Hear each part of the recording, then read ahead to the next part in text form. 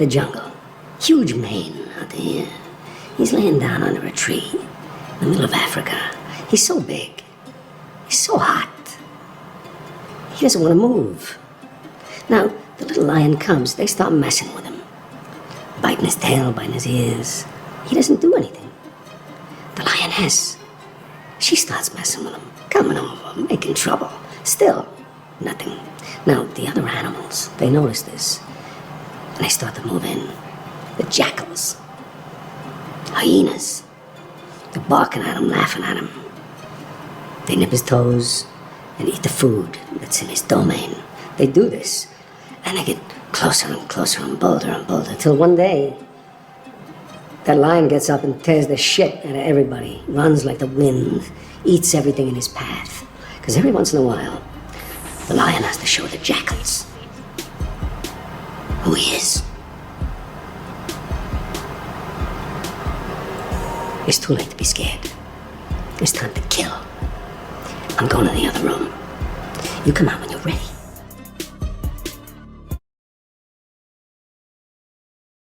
Have you ever dedicated yourself to something but find yourself breaking your commitment, even though you usually stick to your word? You open the front door and surprise, it's your past rushing back in. For some, they might feel resistance. They're unable to get out of bed in the morning. They find themselves slacking away and being distracted again. They find that bad memories are resurfacing. You start feeling like you want to succumb to your vices and the ravaging demonic spirits tormenting you in your head to desecrate your life. This is the essence of spiritual warfare. Everything in you gets used against you. It all starts coming back to you. This is the part where you pray and bear your heart out to God. James 2:17 says, "Faith without works is dead, so pray to God, for he will rescue you from your enemies who are in the Spirit."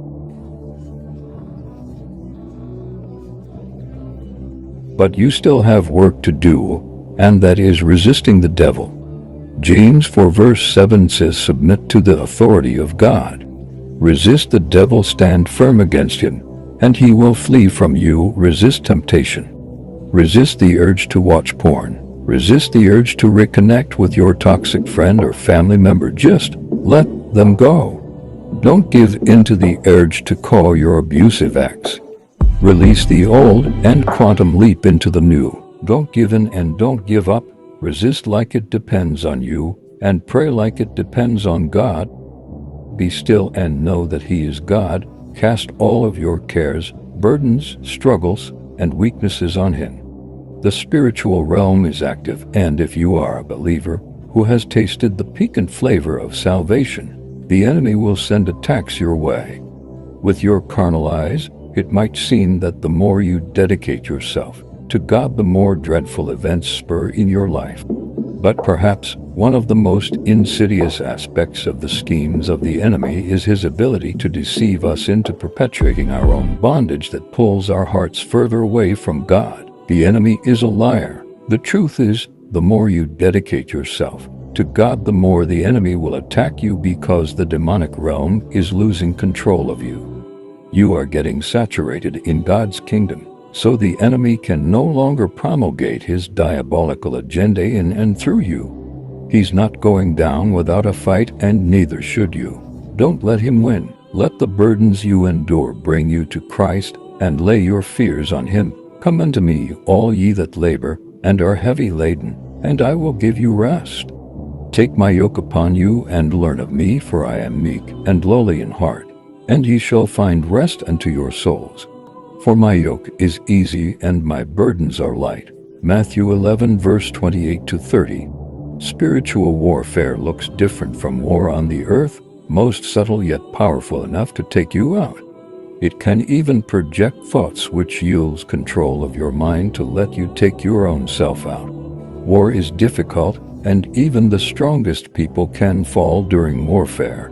Be knowledgeable of the enemy's tactics, read the Word of God, pray to your Father, and tell him how you're feeling, and resist the enemy. Finally, be strong in the Lord, and in his mighty power. Put on the full armor of God, so that you can take your stand against the devil's schemes. For our struggle is not against flesh and blood, but against the rulers, against the authorities, against the powers of this dark world, and against the spiritual forces of evil in the heavenly realms. Therefore put on the full armor of God, so that when the day of evil comes, you may be able to stand your ground, and after you have done everything to stand.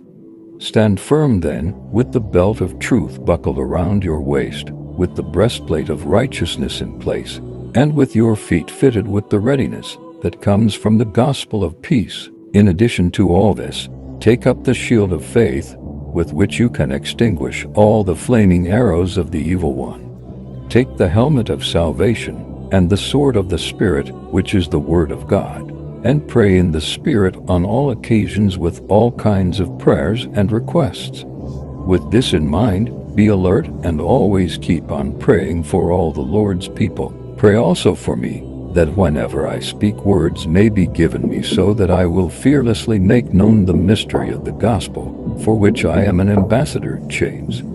Pray that I may declare it fearlessly, as I should. Ephesians 6 verse 10 to 18. This is not a call to be stoic, but a call to rest at God's feet.